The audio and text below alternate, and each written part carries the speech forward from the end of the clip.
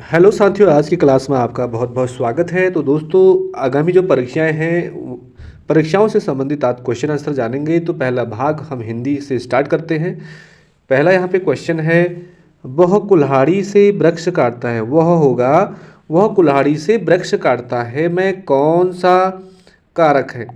तो दोस्तों, इसका आंसर हो जाएगा, अलग करने का काम कर रहा है। वह कुल्हाड़ी से, कर्ता ने करण से, जो नियम है वो पढ़ना पड़ेगा आपको। तो इसमें करण कारक राइट आंसर हो जाएगा। अगला क्वेश्चन है क्वेश्चन नंबर 2, उल्टे बांस बरेली लोकति का सही अर्थ है। उल्टे बांस बरेली लोकति का सही अर्थ है। तो दोस्तों, इसका जो राइट आंसर होगा, विपरीत कार्य करना। उल्टे बांस बरेली का जो अर्थ है, विपरीत कार्य करना। अगला क्वेश्चन देखते हैं क्वेश्चन नंबर 3, इनमें से देवनागरी लिपि में लिखी जाने वाली भाषा कौन सी है। तो देवनागरी लिपि में लिखी जाने वाली जो भाषा है दोस्तों, एक तो हिंदी है, दूसरा आपका राइट आंसर हो जाएगा option number C, Marathi. Marathi जो भाषा है, यह भी देवनागरी लिपि में लिखी जाने वाली भाषा है। क्वेश्चन नंबर 4 पे चलते हैं। इसमें लिखा है, इनमें से चंद्रमा का पर्यायवाची शब्द नहीं है कह रहा है। तो इन्हें आपने देखना है। तो दोस्तों, आप सभी जानते हैं चंद्रमा का जो पर्यायवाची राकेश होता है, मयंक होता है, सोम होता है। अर्क जो है, अर्क चंद्रमा का पर्यायवाची शब्द नहीं है। आज का अगला क्वेश्चन नंबर 5, अन्वीक्षण शब्द में संधि है। अन्वीक्षण शब्द में संधि है। तो दोस्तों, अन्वीक्षण बहुत ज़्यादा इंपॉर्टेंट। तो यहाँ पे यण संधि हो जाएगा। अन्वीक्षण में यण संधि राइट आंसर। चलता अगले क्वेश्चन पे, क्वेश्चन नंबर 6, वर्तनी की दृष्टि से इनमें से शुद्ध शब्द आपको बताना है। ऑप्शन पहला कवियत्री, इस टाइप से आपने देखना है। विगत परीक्षाओं में बहुत बार रिपीट होता है ये वाला क्वेश्चन। तो ऑप्शन नंबर सी, कवियत्री आपका राइट आंसर, शुद्ध लिखा हुआ शब्द है। चलते हैं दोस्तों क्वेश्चन नंबर 7 पे, इनमें से कौन जनसंचार का दृश्य श्रव्य माध्यम है, जिसको दोस्तों हम सुन भी सकते हैं, देख भी सकते हैं। तो रेडियो को तो हम सुन सकते हैं, लेकिन उसके अंदर का देख नहीं सकते। वैसे तो poster, video cassette, audio cassette. तो दोस्तों, इसमें जो दृश्य श्रव्य माध्यम है जनसंचार का, ऑप्शन नंबर सी राइट हो जाएगा। वीडियो कैसेट के अंतर्गत हम देखने का काम भी कर सकते हैं और सुनने का भी काम कर सकते हैं। Right answer. चलते क्वेश्चन नंबर अगला 8 पे चलते हैं। हिंदी का पहला साप्ताहिक समाचार पत्र था। हिंदी की बात हो रही दोस्तों। तो ऑप्शन नंबर जो डी के साथ चलते हैं, उदंत मार्तंड, जो हिंदी का पहला साप्ताहिक समाचार पत्र था। बहुत ज़्यादा इंपॉर्टेंट क्वेश्चन। क्वेश्चन नंबर 9, आजाद शत्रु का अर्थ है। आजाद शत्रु का अर्थ है दोस्तों, जिसका कोई शत्रु न हो। आजाद होने का अर्थ है फ्री होना, अर्थात जिसका कोई शत्रु ना हो। ऑप्शन नंबर ए राइट, उसे आजाद शत्रु कहते हैं। क्वेश्चन नंबर 10 पे चलते हैं। महादेवी वर्मा की रचना नहीं है कह रहा है। सबसे पहले दोस्तों, महादेवी जो वर्मा है, ये परीक्षाओं के लिए बहुत ज़्यादा इंपॉर्टेंट है। महादेवी की जो वर्मा की रचनाएं हैं, क्वेश्चन आपको पढ़ना इसमें नहीं है कह रहा है। श्रृंखला की कड़ियाँ महादेवी वर्मा की रचना है। अतीत के चलचित्र महादेवी की वर्मा की रचना है। स्मृति की रेखाएं, ये सभी महादेवी की वर्मा की रचनाएं हैं। बट यहाँ पे पूछ रहा है, रचना नहीं है कह रहा है। तो साहित्य का श्रेय और जो प्रेय है, ये महादेवी की वर्मा की रचना नहीं है। क्वेश्चन नंबर 11 पे चलते हैं। संयुक्त व्यंजन ज्यों की संरचना है। तो दोस्तों, जो संयुक्त व्यंजन होते हैं वो 4 प्रकार के होते हैं। उनमें से ज्यों की जो संरचना है किनसे बनेगा। सीधा चलते दोस्तों हम सी के साथ। जौ के नीचे हलंत है प्लस अंगों के योग से। जौ प्लस अंगों के योग से संयुक्त व्यंजन ज्यों बनता है। आपको हलंत का भी विशेष ध्यान देना है यहाँ पे। अगला क्वेश्चन दोस्तों 12वां, इनमें से संयुक्त स्वर है, कंबाइंड स्वर है इनमें से। तो दोस्तों, ऑप्शन नंबर सी ए जो क्या है, संयुक्त स्वर है, बहुत ज़्यादा इंपॉर्टेंट। क्वेश्चन नंबर 13 पे चलते हैं। इनमें से सूर्यकांत त्रिपाठी निराला की रचना है कह रहा है। तो दोस्तों, ऑप्शन नंबर जो सी है, बादल राग जो रचना है यह सूर्यकांत त्रिपाठी निराला की रचना है, बादल राग। क्वेश्चन नंबर 14 पे चलते हैं। इनमें से तलब शब्द का अर्थ नहीं है। तलब का अर्थ नहीं है, तलब का अर्थ नहीं है कह रहा है तलब का अर्थ होता है दोस्तों चाह होता है, बुलावा होता है, वेतन होता है। नहीं है कह रहा है तो ऑप्शन नंबर बी जो आवेश है यह तलब का अर्थ नहीं है। चलते क्वेश्चन नंबर 15 पे। इनमें से सोना शब्द का पर्यायवाची शब्द नहीं है। सोना का पर्यायवाची शब्द नहीं है कह रहा। क्वेश्चन को ध्यान से पढ़ना बच्चों, है या नहीं है हम लोग गलती कर देते हैं। तो सोने का जो अर्थ होता है हाटक होता है, जात रूप होता है, ताम्रश होता है।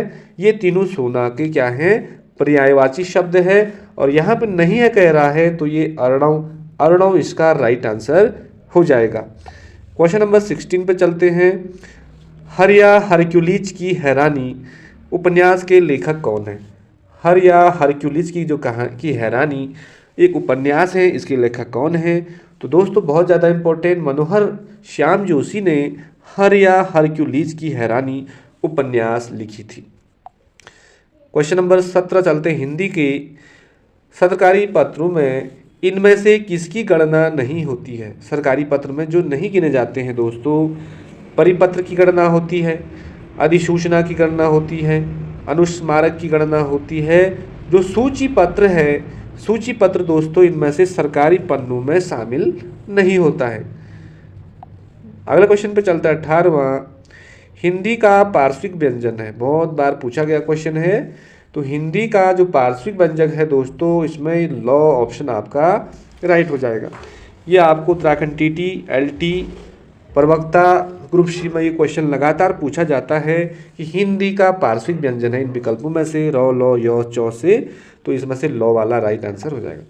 क्वेश्चन नंबर 19 पे चलते दोस्तों। काव्यकृति आवाज भी एक जगह है, काव्यकृति है आवाज भी एक जगह है कि रचिता कौन है? आवाज भी एक जगह है जो यह काव्यकृति है और इसकी रचिता कौन है? ऑप्शन नंबर डी राइट हो जाएगा दोस्तों, मंगलेश डबराल ने ही आवाज भी एक जगह है काव्यकृति की रचना करी थी। क्वेश्चन नंबर 20 पे चलते हैं। इनमें से कुमाऊनी बोली की जो उपबोली है वो कौन सी है? कुमाऊनी जो बोली है उसकी उपबोली कौन सी है दोस्तों, बहुत बार पूछा जाता है। तो इसका ऑप्शन नंबर बी हो जाएगा, खस परजिया कुमाऊनी की बोली की उपबोली है। दोस्तों यहाँ पे अगला क्वेश्चन देखते हैं हम। अनुच्छेद 338 संबंधित है। तो दोस्तों हमने हिंदी से लगभग 20 क्वेश्चन पढ़ लिए हैं, बहुत ज़्यादा इंपॉर्टेंट। थोड़ी इनमें से जो इंपॉर्टेंट क्वेश्चन हैं इनको देखते हैं। तो दोस्तों अनुच्छेद 338 संबंधित है, तो किससे संबंधित होगा? इसका पहला ऑप्शन ही राइट हो जाएगा, राष्ट्रीय अनुसूचित जाति आयोग से रिलेटिव है अनुच्छेद 338। अगला क्वेश्चन पे चलते हैं।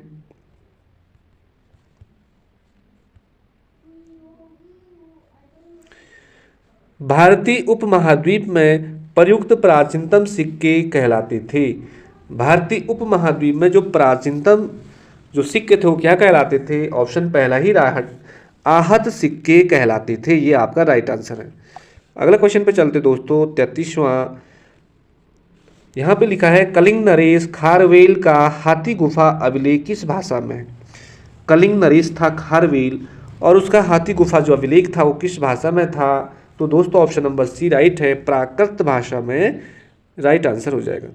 अगला क्वेश्चन पे चलते हैं। अकबर के शासनकाल में आमिल नामक कर्मचारी प्रशासन के किस स्तर पर नियुक्त होता था?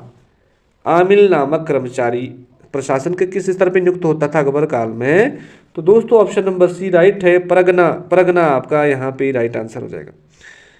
अगला क्वेश्चन है यूनाइटेड पैट्रियोटिक एसोसिएशन के संस्थापक निम्नलिखित में से कौन थे?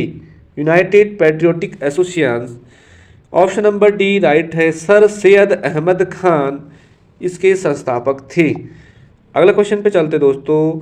पंजाब के कूका आंदोलन का नेतृत्व किसने किया? ऑप्शन के आधार पे देखते हैं। तो दोस्तों राम सिंह ने ही पंजाब में कूका आंदोलन का नेतृत्व किया था। Ram Singh ji right answer. अगला क्वेश्चन चलते हैं, निम्नलिखित में से कौन सी एक वायुमंडल की सबसे ऊपरी परत है? सबसे ऊपरी परत के बारे में आपने बताना है। तो ऑप्शन नंबर डी हो जाएगा राइट आंसर, बहिर्मंडल। ये वायुमंडल की सबसे ऊपरी परत है ऑप्शन के आधार पे। अगला क्वेश्चन है दोस्तों 39, निम्नलिखित में से कौन सा एक मानसून की उत्पत्ति को प्रभावित नहीं करता है? कह रहा नहीं। तो इसका जो हम ऑप्शन देखें तो नहीं करता है, ऑप्शन नंबर डी राइट है। पश्चिमी जो विक्षोभ है यह मानसून की उत्पत्ति को प्रभावित नहीं करता है। चलते अगले क्वेश्चन पे, निम्नलिखित स्थानीय पवनों में कौन सी आल्प्स की घाटी में पाई जाती है? आल्प्स की घाटी में जो स्थानीय पवनें हैं कौन सी पाई जाती हैं? सिरोको, फन, हारमेटन या खामसिन? ऑप्शन नंबर बी राइट है, जो फन है, फन यह आल्प्स की घाटी में पाई जाने वाली स्थानीय पवनें हैं। फन राइट आंसर हो जाएगा। तो दोस्तों आई होप आपको ये सारे क्वेश्चन अच्छे लगे होंगे। देखिए यार, कहीं से भी ज्ञान की प्राप्ति होती है, आप ज्ञान प्राप्त करते रहिए। और जो क्वेश्चन आपको ज़्यादा इंपॉर्टेंट लगते हैं, सारे इंपॉर्टेंट है, जो डिफिकल्ट लगते हैं उसे आप अपनी कॉपी में लिख सकते हैं। और वीडियो को यदि आप 1 से 2 बार सुनते हैं तो आपके ये क्वेश्चन सारे क्लियर हो सकते हैं और आगामी परीक्षा के लिए बहुत ज़्यादा इंपॉर्टेंट है। और दोस्तों इसी तरह वीडियो बने रहने के लिए आपका बहुत बहुत धन्यवाद। मिलता है अगली किसी नेक्स्ट वीडियो में। जय श्री राम।